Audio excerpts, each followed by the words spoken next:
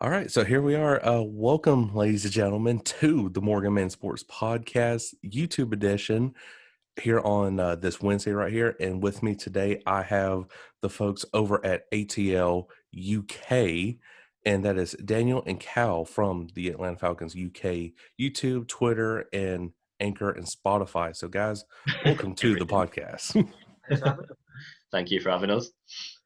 So, tell me, what's it feel like? I'm just going to go ahead and start out with the questions. You've already been followed by some of the 92.9 guys and the Atlanta Falcons themselves.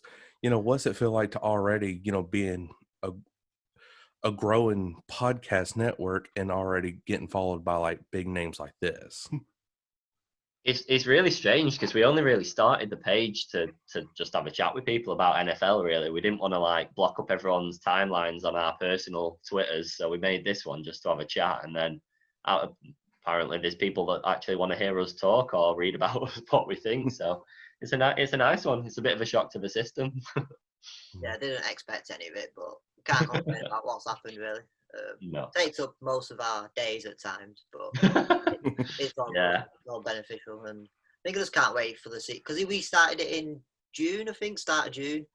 Yeah, and something like that. And it's still like over 140, 50 days to the season. You're just like, it's gone. It has gone pretty quick since, and it's only 21 days until we start our first game. So it's like the excitement's starting to build even more now. Yep. Yeah, So we are Todd Gurley days away from the season. It is exciting. But yeah, and also you guys got me that time when you put out like that verified account right there. I was like, man, y'all should have already been verified. Like what's the deal? Oh, I only did that as a joke, and so many people bought it, and I felt really guilty afterwards. Cal was like, "Should we take it down?" I was like, "Just leave it for a bit." So listeners of the podcast, or I should start calling y'all the family, because my podcast and the ATL Falcons UK podcast is growing every single day, and that's all thanks to the Worst Take Network. So shout out to the Worst Take Network on this podcast right here. But we are going to go into training camp, ladies and gentlemen. And first of all, AJ Terrell, he is looking very phenomenal. That catch was something else straight away. Was it against Ridley? I think it was. Yeah, the one on Ridley. But even that, since then, I think the training camp, every video is boosting it. It's just, I'm enjoying the video so much more. Like, obviously, that's only our second season as it is, but every video is just getting you hyped so much. Mm-hmm. Getting you hyped. Yeah, like whenever I first saw that video and I was reading through the comments, somebody said, "Now who the hell threw that pass? Was it Matt Ryan?" And I was like, "Oh my gosh, here we go!" But it could have been, Bennert, Matt Schaub, or whatever, and it'd be like, "Okay, it's fine, that's normal." But if it's Matt Ryan, oh no, the world's fixing to burn down. But no, every quarterback has an interception, but that was very impressive with AJ Terrell. I was just going to say, credit where credit's due. I don't think it was necessarily a very poor throw or anything. I think it was just an unbelievable catch. And that was only the first highlight of him that we saw, really. And so many more are coming out every day now. And I think because of the amount of excitement that catch brought in, they're throwing so much more AJ content on there because everybody's just eating it up. Yeah, and like on that play right there, it looked like AJ Terrell was just treating himself like he was the wide receiver and Calvin Ridley was the corner. He was. He was going for it. And go on. Go on, no, it's all right. One of the good things about that video is it's the reaction from all the play, like obviously the defensive team. It's like the chemistry between them is somewhat you love to see. Like that's what you want to see in every video, and that's what you get. As soon as he caught it, we're all like cheering, etc. Like it's a real game, and that's the chemistry you want in the training straight away. Absolutely. It's the way that Alan and everyone he celebrated like mad, and then Alan and everyone around him was literally like, that's it. That's exactly what you want. And it's like you just said, it's the chemistry building that you don't get to see as much when they're not all together in that environment. I think the training camp's definitely the best place to get this sort of content out to us. Right. And also, speaking of AJ Terrell, moving him over to Julio Jones, arguably the number one receiver in the entire NFL, you never hardly even see it where corners or even just anybody on defense is snatching the ball or just picking it out of his hands. But AJ Terrell comes in probably first or second reps against Julio and like, no, get out of my yard. Yeah, It, definitely. it's a proper induction of fire for him, isn't it? It literally couldn't be put in a better but worse situation, if that makes sense. Like you're training against the best wide receiver in the NFL, so that's amazing. But it's the worst because every single day it's absolute maximum effort, and you're going to tire out. But it's only going to help him when the season starts. Mm-hmm. And so we got a little bit of news right here recording this podcast because we are recording on Sunday at 12:17 p.m. Eastern Standard Time in UK 5:17. But Marlon Davison is right now being out right now because of a knee strain, if I'm not. Yeah, I seen that about it was a couple of hours ago, wasn't it, when it just came out. And of course today as well for Sunday there is no pads. It's just more kind of like strength and conditioning as well, and kind of understanding the playbook a little bit more without actually going out there and doing that. Yeah. And I do like that right there because it's given more of a Todd Gurley and Alex Mack time to like rest up and just understand everything what's going on, and it's just helping their chances to become more healthier throughout the season rather than a week 2 Todd Gurley out for the rest or whatever like that. Yeah. No, they're properly managing the workload by the looks of it, to be fair, aren't they? Because even when everyone else has been featuring in the scrimmages and stuff, they've sat out a few days here and there. I think they're basically 3 days on, the day off, 3 days on, day off, regardless of what else is going on. Mm-hmm. But every day that they have off, they're still there and they're still taking it in, but they're just overlooking it, really, which is ideal because they're both veterans, aren't they, in their own right? So it's not like they need to learn. It's more the support for the other players that need the help. Right. I think with the Davidson thing as well, at least it's like it's because it's still 21 days till the season starts. If he's going to pick up a bit of an injury now, he's picking it up not 2 days before the season starts. He's got it now. We can still got time to rest and hopefully recover properly from it. And that's one benefit. Yeah. So yeah, and also the COVID-19 test, and really at the beginning of training camp we had 6 to 8 players max, but really ever since training camp has been going on, we really haven't had no COVID, test coming back positive, and that's a huge sign right there. I think it shows how well the operation's being run by all of the staff, not just the coaching staff, like all the medical team and everyone that runs the facility. But I think the fact that we're getting no positive tests and the fact that nobody opted out is a massive benefit to us this season, because so many teams have suffered by losing quite a lot of key players, but I mean just at least depth, and we've just got away with it so far. Yeah, you just take the New England Patriots, for example. They had 8 players just drop out for the season, and that's really going to hurt their chances. It was more on defense than offense. I was shocked about that because the Patriots are kind of like a number 1 defense. Yeah, it's a bit of an odd one, isn't it? But it's hard to argue against people dropping out, isn't it? Because when it's your own family and stuff, it's like what you're more bothered about, football or that. And I know not all fans will see it that way, but right, I suppose it's got to be done. But yeah, so I'm happy that there's no positive COVID test coming back, at least for the Falcons, and across the league. You're really not hearing many people getting tested positive, so that's a huge sign right there. Yeah, it's definitely a positive, isn't it? Because obviously the season's not even started yet, and if I think me and Danny were speaking the other week, because if one team gets a breakout of 10 in before one game, it's like, what happens then? Do they suspend the game? Do you just use your depth? Then that's not fair, etc. It's so many things, but hopefully it's a good sign so far anyway. So hopefully it stays up like this. So now getting off the COVID test, our backup quarterback situation, Matt Schaub and not Danny Elton, because we've released him, Kurt Bennerk. Who do you think is going to really win that? I'm rooting for Kurt Bennerk to win that backup position this year. What do y'all think?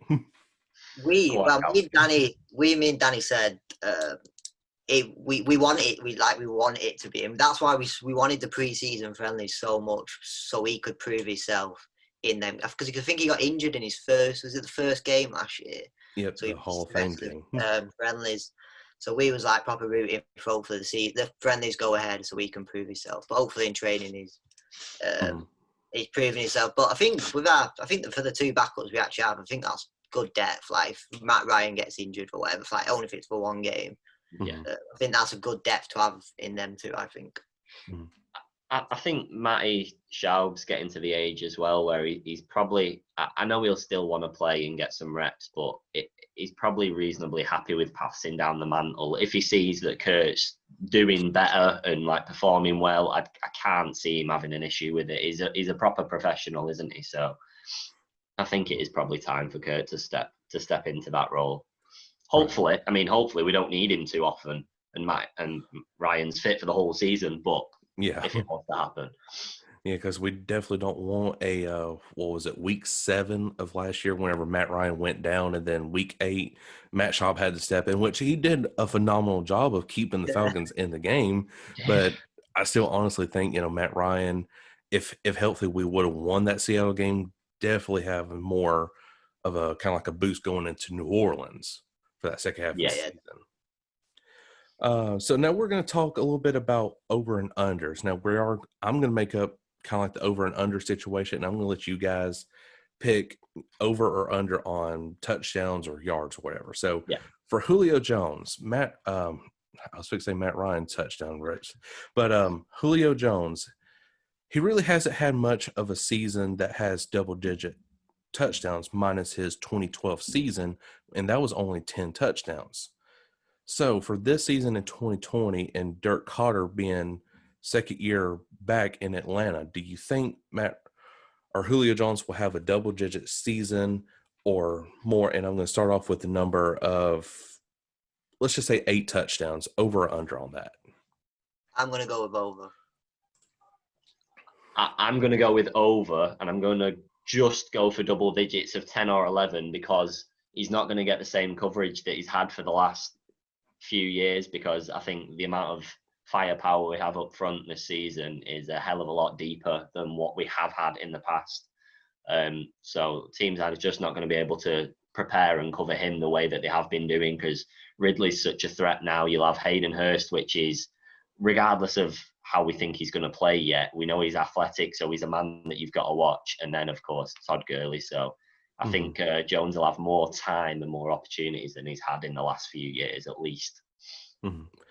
Yeah, like definitely with all the weapons of Hurst, Ridley, and Gurley, you can, if I'm the Falcons, I can definitely sneak in Julio somewhere down in the red zone or even the end zone, and nobody's going to expect it. But yet he's still going to be 2-3 men covered, and then here's Ridley over here, and then they're going to switch it, and then Julio's going to get that touchdown on the next play or whatever. Yeah, I like that option right there, because you're only limited to 11 people, and you can't cover one person 5 man deep or whatever. No. So they give it a good go last season, to be fair to pretty much every team that we played against. But no, I think definitely 10 or 11. Okay. So now Hayden Hurst, he is the tight end that I am looking forward to watching this year. Now, there was a magazine I read about a few months back, it was talking about fantasy and stuff. And for his fantasy projection, he was only going to be 4 touchdowns for the season. I kind of like at that. I'm thinking he's going to go at least 7 touchdowns this season. Over or under on that? I would say under, but I'd say 6. I think he'll get 6 touchdowns, which I think would be. I think I'll take 6 touchdowns off from him. If he gets a decent yardage as well, I don't think we can complain. What did Hooper get last year? I can look that up. I'm trying to think. I want to say he got about 7. That sounds about right. Yeah, but I think if he gets 6, I think Andy gets 600 yards plus. I don't think that's a bad season. First season as well. But I think with Todd Gurley as well, it's obviously another weapon in it. So you don't mind. You don't mind the touchdowns spreading around at all. But I No. think if he gets 6 touchdowns, I don't think that's a bad season. Bad Yeah. first season anyway. No, not at all. It's such a hard call, that one as well, though, because we've not really seen him play a heavy amount of minutes. Like, you don't have a lot of information to judge it off. But I'd be the same as Carl. I'd say 6. It's about 6, and I'd be more than satisfied. Yeah. Especially considering we've got him in a contract, so we keep him next season as well. Austin Hooper last season was 6 touchdowns. So honestly, even if Hayden Hurst does meet this or even more, Falcons, you better sign him to a long-term deal already. I was just going to say, because mine and Cal's first season supporting the Falcons really was last season, and Hooper was pretty much one of our favourite players, if not our favourite, just as in pure shocked us, like you don't know what to expect. So if Hurst can get anywhere near those performances and the touchdowns, then it's a massive plus.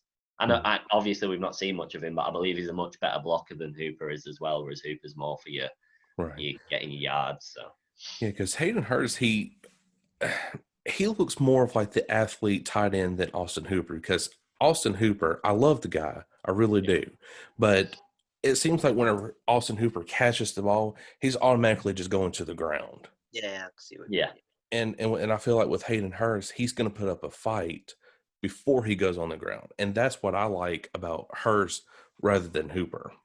Well, he has a point to prove as well, doesn't he? I think that's the main thing. Obviously, what happened in Baltimore, he didn't start much, etc. But with what Matt Ryan said a couple of months ago, I think they met up throughout the isolation and all that. Said his reaction straight away was like he is a lot more athletic straight away, which is obviously something I think we need. And obviously with Todd Gurley, with our running game, which should be a lot, hopefully, on point this year, I think he'll help out with blocking a lot more as well. So hopefully. Right. But with the touchdowns, I think anything around 6 touchdowns, I don't think we can argue against that in his first year. Right. Hurst is built like an absolute tank as well. Hooper's a big guy and everything, but Hurst is built like a tank, so he's not going to get dragged to the ground very easily compared to like what we've seen in the past. And I don't know if you've managed to see the training videos so far. But the one-handed catches, it's a speciality. There's so many just like little clips of him just going out of the air. So I'm very excited for that. If that's like a little piece that he's got to show all the time. Oh my God, I could just see it now, like in the end zone, like Matt Ryan throwing to Hayden Hurst, and then he does like an Odell Beckham like that, one-handed. Like it'll be over with. It was so casual though. He literally one hand catches it, brings it into his body, and then basically skips down the line because he knows it was amazing. He's literally like hopping off, celebrating, and I'm ready for it. So a person that we mentioned was Todd Gurley, coming from the LA Rams. Now, last season he did have double-digit touchdowns, if I'm not mistaken. I think it was 12 or 13. It might be a little bit more. 12 running. And then 2 receiving, I think. Yeah. So total actually 14 then. So with the Falcons in this system, it's sort of close to like the Sean McVay system a little bit, just a little bit far apart in some aspects. But I'm saying Todd Gurley is probably going to at least hit right at max 10 touchdowns. What do y'all think? Ooh, I mean, my head probably says that's about right, but my heart's saying like 16. I can't do anything about it. So no, I'm going over.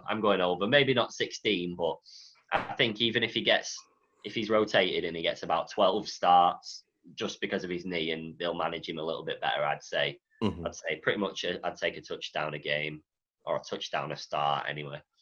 Yeah, I think if he hits 12 touchdowns like he did last year, I think, me and Danny worked out, did we have 8 touchdowns with all our running backs last year? So if he gets 12 on his own, and the others are going to pitch in as well, I think it's a win-win situation. I think the whole signing's a win-win situation, really. Oh yeah. He has to perform. I know if he does so well, we're going to have to sign him longer, but I'm sure they've already thought about that anyway. They're not going to sign someone and think it's a 1-year thing. We'll make room if we want to sign him on a bigger contract, but for $5 million a year, and I think he's guaranteed at least 10 touchdowns with what he's like in the red zone is unbelievable. So if we use the other running backs further down the field to get us down there, and obviously the throwing at him, etc., put him in the red zone and he's hitting 10 touchdowns without fail, I think. Right. So Todd Gurley is looking to have a phenomenal season, but whenever we first did sign him, it kind of did concern me a little bit because, we just got rid of an injured running back pretty much in Devontae Freeman. And I was saying to myself, why are we signing a somewhat already injured running back when we just released another one? And, but then, more videos started coming out. He trained with that knee, he was like leg pressing probably like 500 pounds or whatever that was.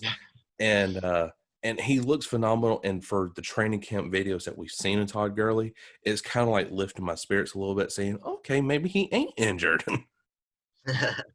I think as well, sometimes there's just opportunities that are too good to say no to.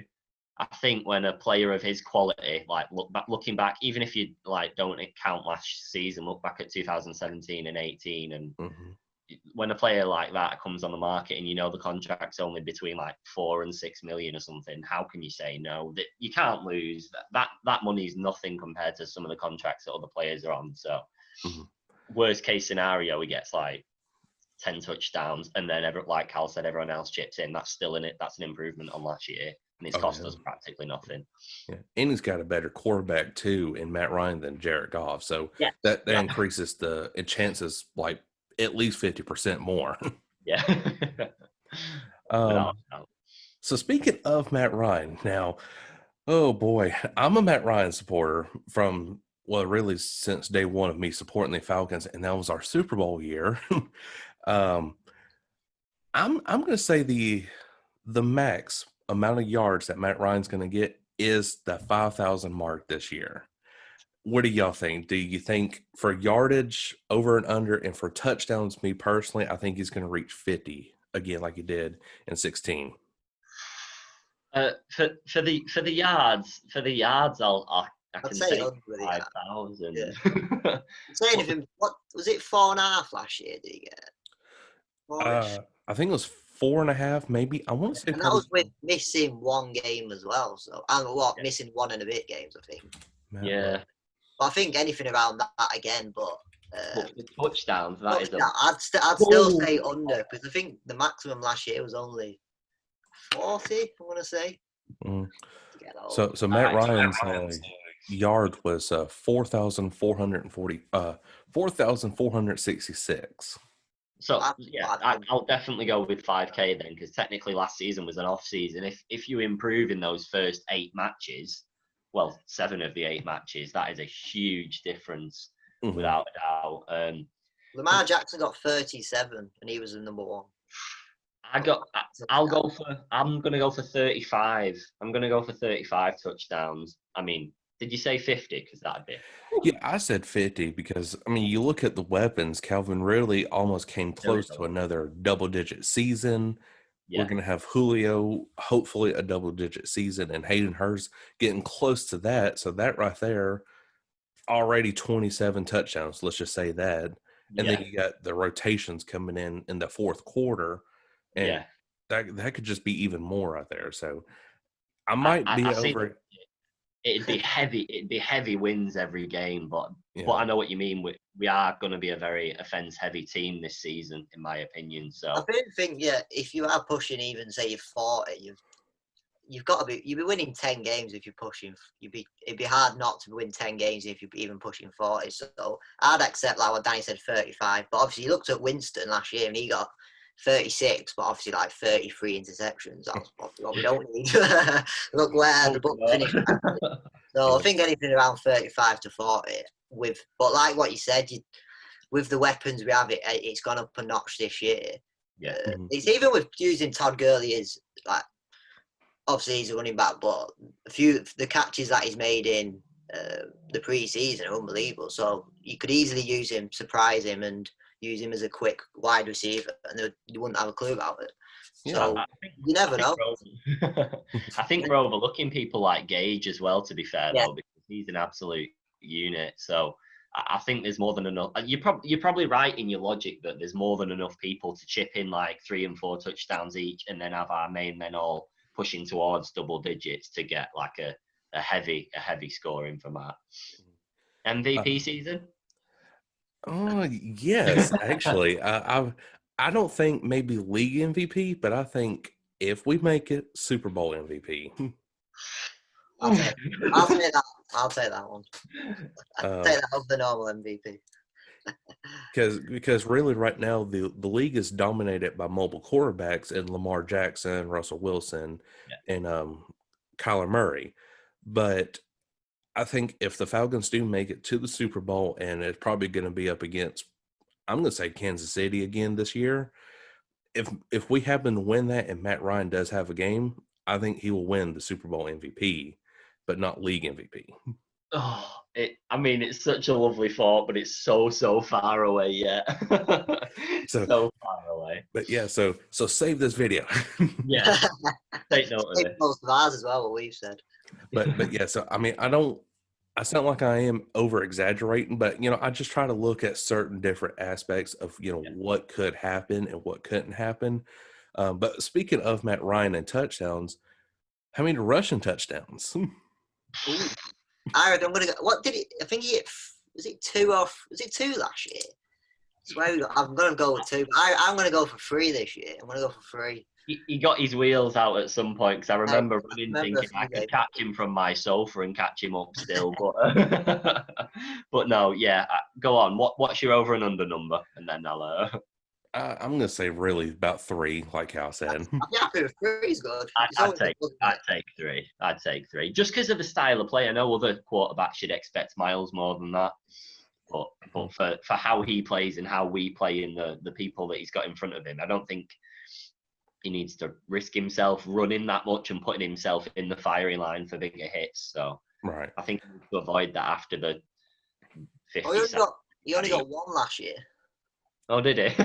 Oh wow! I thought he actually got more, but yeah, I'll go for 3. First game. Okay, and the only reason I said that right there is because I just seen the tweet from Kelsey, because she's of course the Falcons reporter, and Matt Ryan did say himself he would love to get a little bit more mobile this season. Yeah, I just read that same thing saying that he's been practicing on his running a little bit more, but I don't know whether that means like his speed or his technique, or I don't know. But yeah. Any touchdown that he scores, if he ran it, I'll be a hell of a lot more excited than him throwing one, because that's just what you want to see from him. Yep. So really the last player that I want to discuss with the over and under is, of course, Calvin Ridley. Last season, he did get injured like probably 3-4 games before the season ended. And he was at 8 touchdowns, if I'm not mistaken. And he was so close to that double-digit season, he could smell it. But this season, if healthy, and definitely with his route running that we've seen, oh my goodness, I'm going to say probably 12 touchdowns for the kid. I won't go over or under. I'll actually agree with 12, and I'm going over 1,000 yards comfortably as well, because he was on 8.5 last year and then obviously he missed his game, so he would have pretty much comfortably taken 1,000 yards then. Yeah, I think I'm more the same. I think 12 touchdowns is very doable. Over 1,000 yards is easy. He'll piss out this year. 12. I've seen 1,100, 1,200 yards. Because I think obviously they know what Julio's like, but I think it's just if he's fit for every game, he's hitting 1,100, 1,200 yards. Right. I think the only thing that's going to change this season for Ridley is I think people not that they've not taken him seriously as such, but I think he'll be looked at as a proper player a little bit more, and I think he'll start to receive a little bit more coverage than he has done over the last 2 seasons. Because your rookie season, nobody knows what to expect. Right. Last year, people are still focusing on Jones on the other side. Sanu was like number 2, weren't you? Yeah, exactly. And then, of course, Sanu started as the number 2, really. But this is his year now, so I think he's got a lot more work resting on him this season. Yeah, because this right here is his 3rd season, and really, he has to prove himself, because really that 4th season is your contract year. Yeah. coming off your rookie deal. So if you make a huge impact this year, this offseason, the Falcons could go ahead and just opt out of that rookie contract and just go ahead and sign him long term. Yeah, exactly. And I I don't see a scenario where that doesn't happen. To be fair, he seems like the heir to the throne for Julio. Really, he's probably one of the best route runners in the NFL already. Like I know there's a bias because we support the Falcons, but when you watch him, the speed that he turns at, and literally like my ankles snapped just watching him do it. Just sat on my chair, so I don't know how people can cope with it defending against him. Oh yeah, definitely. Yeah, I saw that video. I was like, "Oh my god!" And then Lamar Jackson's like, "Took that boy for a ride," and I'm like, "Oh my goodness, this is going to be the best season we have." So, I know I said that was the last person, but I want to throw one person right here, and he's on defense, and that's Tack McKinley, because we did not pick up his 5th-year option, and he said, he's humbled, and he's willing to work and everything. But with Dante Fowler Jr. and Grady Jarrett right there beside him, how many sacks do you think he'll get on the quarterback? I'm going to be very optimistic here and say 7 sacks on the quarterback this season. Wow, see, you've just said optimistic and go with 7, and I was going to say 9. So, Oh. so I'm going over. I'm going over for that one. I don't know why. I just think that's all such a unit. I think after last season, when we came 31st or 30th for sacks until later on in the season when we got up a little bit, this season I just think we're going to slam them every single time. I'd be very shocked if we weren't like doubling our figure from last year. Mm-hmm. Yeah, I would say, around 8. I think he'd be good. I also think it's a win-win situation again because we've not already signed him for his 5th year. He's got to prove a point. He's got to prove a massive point. But I think I think 8. If we get 8 sacks from him, and then you've obviously got Fowler, even Davidson coming in. Obviously Jarrett. I think if he pushes 8, I think he might get. I think it's in his hands, isn't it? Really, it's like he's got to prove himself to get the deal. And even if he has a really good season, he don't want to sign with us. He's had a really good season here. We've benefited from it anyway. So yeah, I think, but pushing 8, I think that'd be all right. But obviously, you got to do, obviously like the tackles for the loss as well. I think if he's up there as well, I think hopefully he should have a good season. Right. And with Vic Beasley here last year, yes, I was pushing with everybody else, like, get rid of this man, pitchfork his house, whatever. But that second half of the season, something just turned around on the defense, and he just started getting sacks left and right. And he was close to a double-digit season last year. And I was willing to keep Vic Beasley under Raheem Morris's defense. But, of course, we did get rid of him. But if Vic Beasley would have actually done his job the first half of the season like he did the second half, would still be sitting here talking about how great Vic Beasley is. But his work ethic, I think, is what kills him the most, and that's why we got rid of him. Absolutely, and I think that's the case for him now, isn't it? He's had the opportunities from teams, and then he's not showed at training camps, and he's not showed up where he should be, and he's been fined already this off season. So there's something just not sitting right with him at the moment, and I don't know whether that's a temporary thing or whether that's just who he is now, and he's come to the stage in his career where he thinks, I don't need to do all this training, I don't need to put the work in because I'm good enough. But that's not really the case. If you're not consistent every single season, then you can't rate yourself as one of the top players in the NFL. Because his 2016 season was a very remarkable season of 16 and a half. Digressed a little bit, I think, to 8 for that following season, and then 18 and 19. I mean, he just wasn't there. He maybe recorded like 1 or 2 sacks the whole seasons. But yeah, I mean, I was willing to keep him after that second half of the season. But of course, I'm not the one in the front office for the Falcons. But it's still, at the end of the day, I think this was a great move that we did get rid of Vic Beasley, because we could have ended up what he's doing right now again for this season. Exactly. And then we'd still be a man down and no one to fill that hole when we've already struggling for like veteran depth all over the place anyway. So I think we're in a much better position now than we would have been.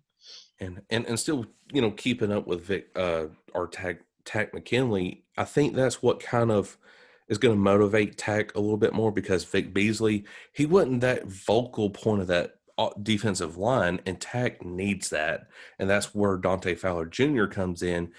Because I watched that mic'd up session on the Falcons YouTube channel, and Fowler, I mean, he's just talking to everybody. He's talking X's and O's with McKinley, and I think that's what McKinley needs to get a very great season under the belt. Yeah, well, that's what we needed, didn't we? We need that vocal thing, and I don't think he was last year. I don't think Vic Beasley was the vocal guy, and I think always it's like we mentioned, like Marlon Davidson. Even though he's obviously a rookie first year, but he looks vocal. He's speaking.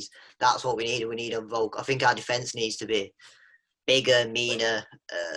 Gotta be, even like when they make comments on the field and that, you don't mind that, because you want showing aggression, showing that you're there, you're getting stuck in, I think. And looking at the pictures of Tack this year, it looks bloody hell. He looks a grade up from last year anyway. So hopefully he can take that onto this year. He said himself that he's the fittest and the best built that he's ever been, and you can see it. And I'm hoping that his physicality will help his performances as well, because obviously, has he dropped 25 pounds? Did he say he's dropped? I think. Yeah, it was like dropped the weight, but put muscle on, which means he's dropped a hell of a lot of fat to be able to build up, because muscle weighs more than fat. So he must be like absolutely like a machine at the moment in time. So I think it's another one, like Cal just said, win-win. If it doesn't work out, he goes, no major loss, like we've not lost any money for it. And if it goes well, then here's another contract, lad, stay on. Yep. Yeah, definitely. I think Dan Quinn is rooting for him. And if this season does go out well planned and Tack McKinley does get more than what we just said of 7 to 9, Dan Quinn, I hope he's just like, Tack McKinley, I'm going to personally hand you the contract, sign it, because I'm rooting for you. And that's what I love about actually switching over with Dan Quinn.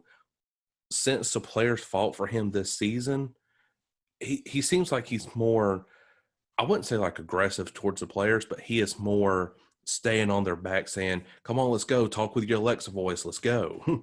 Yeah. and I like that about that with Dan Quinn this season. Me and Danny still have the same opinion with Dan Quinn. Even though it was our first season last year, we even thought like halfway through 1 to 7 was just like, how has he stayed in a job, to be fair? I know you had the Super Bowl season, and the season after he still did well. But he's such a man management. He's such a good coach with the players close to the players, etc. And the celebrations on the touchline, I think he gets so stuck into the game.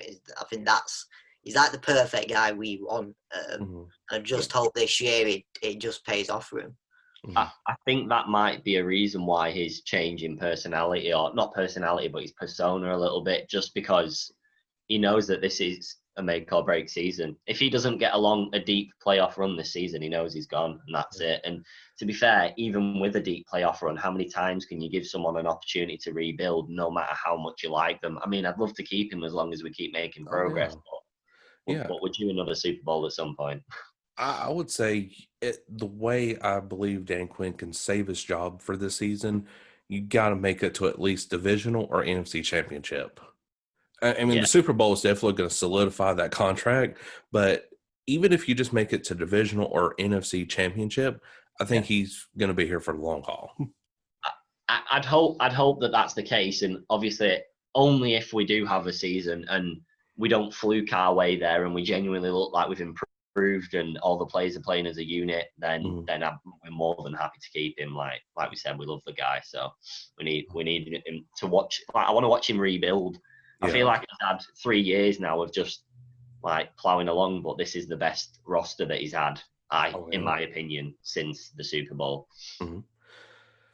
So now we are out of the over and unders. I know we took a very long time on that, but hey, it was fun. I like that. Definitely come out with a huge shocker of me wanting Matt Ryan 50 touchdowns. But now we're just going to go with the predictions for the season.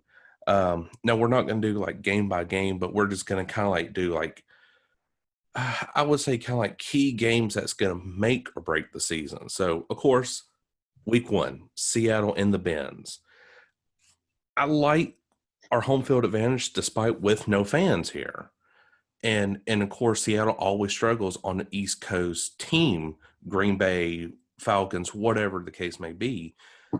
I think, honestly, with us right here, we can come out the gate swinging and start getting the defense off the field the very first snap of the game.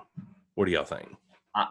Yeah, I'm for a win first game of the season. I think it'll be a very close one, just because of the quality that they have. But I think we should be so pumped and ready, and we're coming back off the back of a very, very good second half of the season, finishing 6-2. So hopefully we just drag that through with us, and it'll be a close win, but any win's solid at that stage of the season. Yeah, I think it's a good first game to have. Obviously, I think they'll be a very good team again this year. I think they'll be pushing the 49ers for their own division, but I think it's a great one to have, and I think they've made a few good signings, etc. But I think with the home field advantage, I know there's no crowd there, but I'd obviously rather have them at home than obviously away at this the first game. But I think I had it down for a win as well, and I think, like Danny said, it'll be a very close game. But I think if we get that, if we beat them in the first game, I think obviously you're not going to get too excited because it's only the first game, but straight away it's a big. It's like, say if you played, say, Washington straight away or whatever, you'll be saying you've got to win that anyway. But the Seahawks is like, because they could be pushing to the championship game, etc. this year. I think if we win that, it's a big statement in the first game, I think. Yeah, it will turn heads, no doubtly, saying like, okay, well, this is not the Falcons that we've seen the very first half of the season last year. So I do like that. The second game that I think is a pivotal point of what's going to make or break our season is the Monday Night Football game against the Packers in Lambeau. With that one, fourth game, I think is it the fourth game? Yeah. Week 4. Yeah, I agree with them. Because with that game right there, I mean, Aaron Rodgers, is he going to show up being the Aaron Rodgers that we all known and love, is, deep ball passes, or is he going to be that one that is saying, hey, I'm a little salty because y'all signed Jordan Love, and I'm going to purposely just lose this game, I'll take it. But still, it's in Lambeau. It's a cold environment, and it's in October. October 5th, and it could be snowing by then. So who knows? And if we actually get a win in Lambeau and with cold conditions and everything, that might just solidify, the Falcons saying, "Hey, we are a team this year, and we're going to make a deep run." Yeah, I think that. I think we don't have a very good record against their division, do we? In the last, I know we haven't played them for so many years, but I think someone mentioned when the fixtures came out. Obviously, we knew we was playing them, but I think we don't have the best record against that division. So I think it would be a massive statement, especially Monday Night Football. You ain't got a bigger stage to show yourself on. So I think, like I said, it is a massive fourth game. I think if we went into that like two wins and 1 loss by then, and we make that 3 wins and 1 loss, I think that statement is like, oh shit, like people are looking straight at us after that game. And our undefeated record will be up for grabs on this one because the Falcons are 5-0 on Monday Night Football. That's a good. I would accept it. So this is like the Undertaker versus Brock Lesnar. Who's going to win this one? We do need to be going into that bye week with 2 losses maximum, because that second half of the season, especially the last 4 matches, is absolutely unbelievably difficult. So if we're not on a heavy win ratio by then, we'll find it very hard to keep pushing into the playoffs unless we pulled some unbelievable results. And so we got 2 more games right here. And the third one, I think, is what's really going to help determine our season, is our very first AFC opponent, and that's the Denver Broncos. So everybody knows the Atlanta Falcons struggle against AFC teams. Like, it's unreal, not unless you're the Jacksonville Jaguars.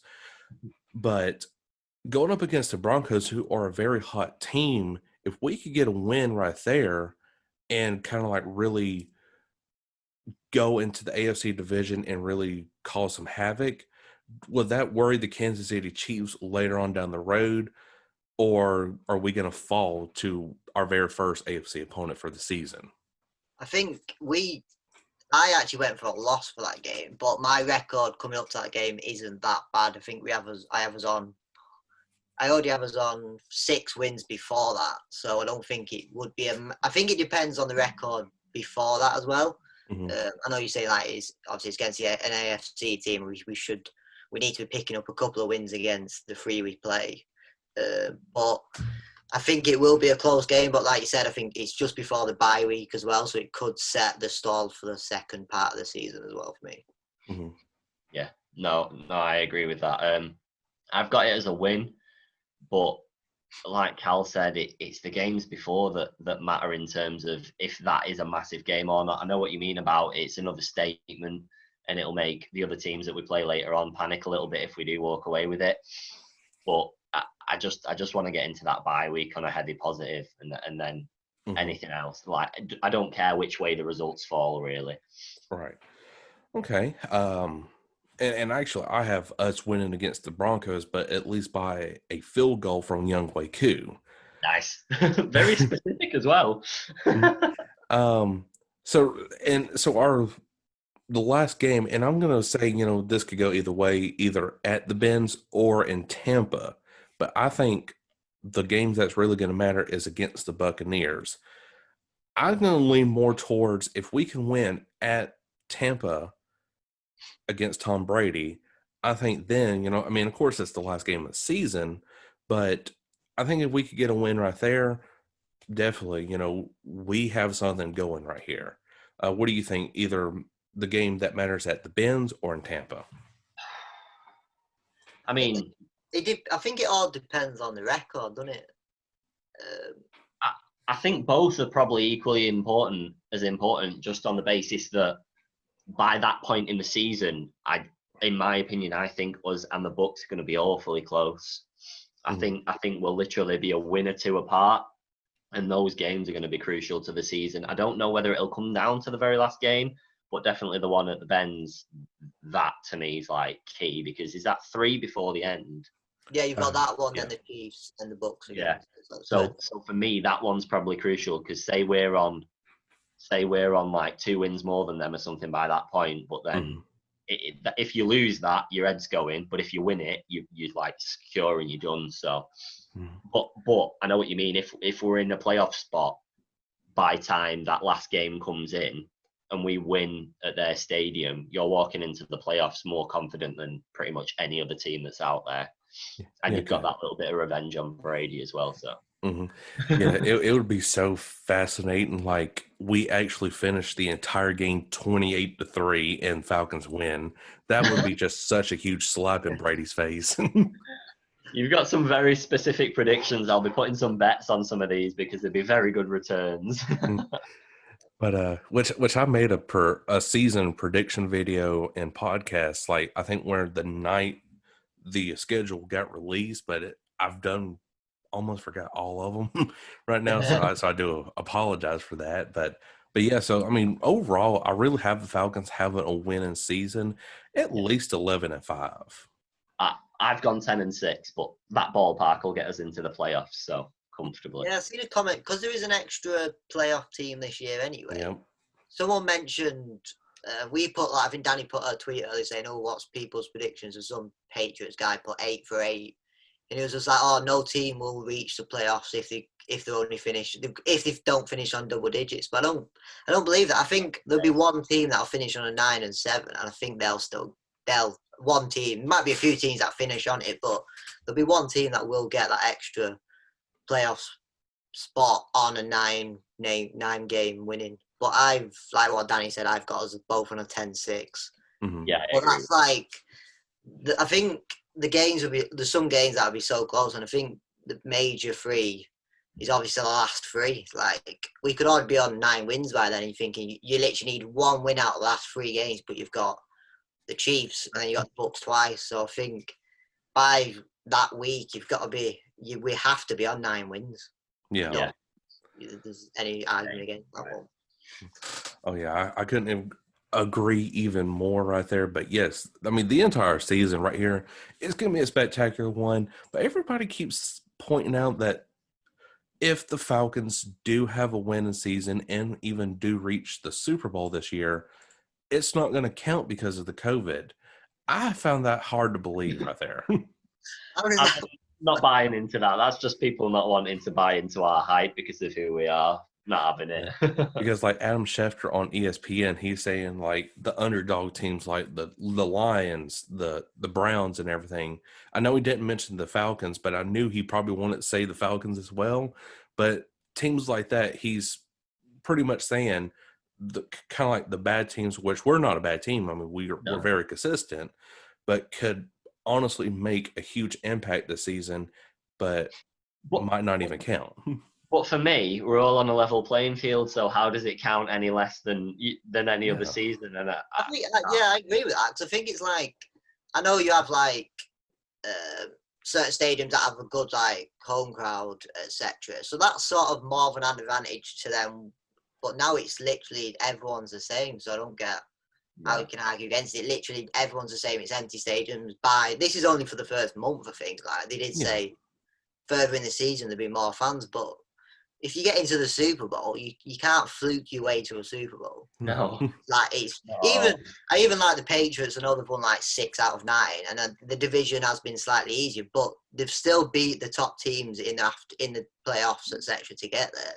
Yeah. You can't just fluke yourself to a whole Super Bowl. I don't even think you can really fluke a single match in this sport at all. I just don't think it's a thing. I don't think you get lucky wins really. You pretty much have to fight for every single point. It's not like other sports where you get away with stuff. So Right. Yeah, we're not the Houston Astros. We're not cheating our way there. But no, I'm just kidding. And I did find that funny because a lot of teams, like, well, the NFL has pretty much said you could pump fake crowd noise in. And Matt Ryan was asked about that. He said, yeah, I'd rather not talk about that. I did find that a little funny, but, Falcons, of course, has always been known for pumping fake crowd noise in, but this year it's actually okay. I'm all for it. I'm all for it. It makes the game easier to watch. To be fair, they're doing it with soccer, well, football to us, but soccer over here at the moment in time. And the games that you do watch that don't have it, it's so hard to watch a completely silent stadium. So it's easily done. I'm all for it. Yeah, so I think honestly it's going to be a great season right here for the Atlanta Falcons. I think we're going to have a winning season and make the playoffs. But the family listeners watching this podcast YouTube edition right here, go down in the comment section below and put your predictions and your over unders of what you think. But Falcons UK, that's all I got for today. Unless y'all want to add in another topic to the podcast, or what do you got? I've got one question. This is only because it came up on Twitter about them not signing another kicker. Or they said that. But me and Danny mentioned this in one of ours, and we was like, I think they should always have another one for backup anyway. And you need pressure on to Koo. Koo's did great last year, but you don't want a player getting too relaxed in his environment. Like, oh, that's my position now. It's like, no, you need the pressure on him to perform better. I think that's just one for me. I think. Yeah, like because we don't want to fall into the situation like we did with DeVecchio last season. Because DeVecchio, he was awesome that last half of the 18 season, but then 2019 season, all eyes were on him, and then he's missing field goals left and right. I don't want that again for this year, being in Younghoe Koo's, assistance right there. Yeah. I think we honestly need more competition. But now, if you feel comfortable with him, that's great. But still sign a backup kicker and let Younghoe Koo be kind of like that onside kick and recover the ball like immediately. Yeah. Over and over. But for me, you sign a veteran kicker, you sign someone that's not going to need a heavy contract, that's not too concerned about the playing time, they just want to still be involved so they still get an odd opportunity.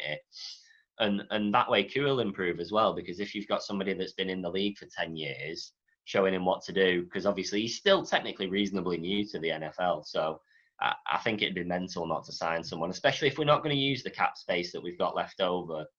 Then I don't see the point of not getting one. Oh yeah, definitely. I agree right there. So, but yeah, so and honestly, I mean, the whole what we talked about, training camp and everything, this is all just practice right now. Like we talked about hyping AJ Trail up. He could be the most phenomenal talent in training camp and then, be a total bust in the actual season. It could work all these all these ways. Our over unders could be totally out of whack. Matt Ryan could throw for 100 touchdowns and 20,000 yards. Who knows? Or 1 yard and 0 touchdowns. But we're just having fun right here. But yes, this is our predictions right here, and we're just bringing the best news that we could possibly can to you guys right here. But but guys, Atlanta Falcons UK, Daniel and Cal, let us know where we could find you at on any streaming platform or social media. So we are on Twitter, Facebook, Instagram. We've got a podcast. We're on YouTube, and our @ on all of them is ATLFalconsUK. Nice and easy to find. We're on Twitter more than anywhere else, really, to be honest with you. But we pretty much do weekly podcasts and weekly YouTube shows are coming with along with this one, really. So, yeah, give us a follow and let us know what you think. Cal, you got any words that you want to say before we head out of here today, man? Not much really, but I'm absolutely buzzing for the season, and I think I just can't wait to 21 to go. I'm not waiting for it to start, to be fair. And I think I hope everyone obviously stays safe with everything what's going on in the world at the moment. But I think it's great to have football back in the next 3 weeks, and I think it'll bring people back together and hopefully a winning season. 100% a winning season. So 2019. Oh wow! I just looked this up on my calendar. The day this podcast released, which is what everybody's listening to right now, we are 18 days, which is Calvin Ridley days, away from the season. Take it. So 1,000 yards and 10 touchdowns. Yep. So everybody listen, we are Calvin Ridley days away from the season. I just realized this whenever I was looking at my calendar right here. But guys, that is the Falcons UK right there. Make sure to go follow them on all the social media platforms and streaming services that you currently listen to your podcast from. They are very great. Their roundtable discussion that they had a couple weeks or close to a month ago definitely was a great episode right there for the Falcons UK. I enjoyed every bit of that right there. Thank you very much. But yeah, so follow them on Twitter. Get these guys verified right here because we need it. Yeah, they definitely need it, guys. We all deserve it. We all deserve it. Keep working on it.